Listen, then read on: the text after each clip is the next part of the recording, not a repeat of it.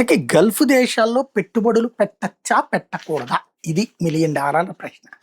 ఎందుకంటే గల్ఫ్ దేశాలలోనే ఇప్పుడు మొన్న ఇరాన్ కొట్టింది దెబ్బ. ఇప్పుడు యుద్ధం ఆగిందా? ఆగలేదా? అంటే ఆగినా, ఆగకపోయినా మళ్ళీ నిరంతరం కొనసాగుతూనే ఉంటుంది. రష్యా, ఉక్రెయిన్ లానే ఉంటది.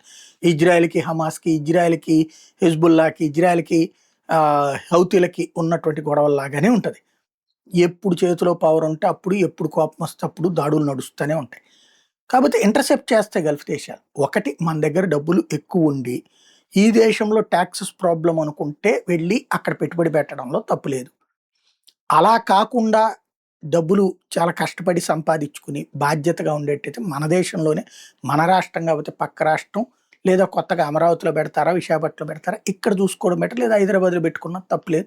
లేదా బెంగుళూరులో పెట్టుకున్నా పర్లేదు. మన దేశంలో పెట్టుకోవడం రైట్. గల్ఫ్ దేశాలకు వెళ్ళేది మన దగ్గర డబ్బులు ఎక్కువైపోయి ఇక్కడ టాక్స్ డిపార్ట్‌మెంట్ నుంచి ప్రాబ్లమ్ వస్తుందంటే పెట్టుకోవడం ఓకే. అది సేఫా కాదా అంటే గ్యారంటీ చెప్పలేం. ప్రస్తుతం అయితే సేఫెస్ట్ ప్లేస్ ఇండియానే.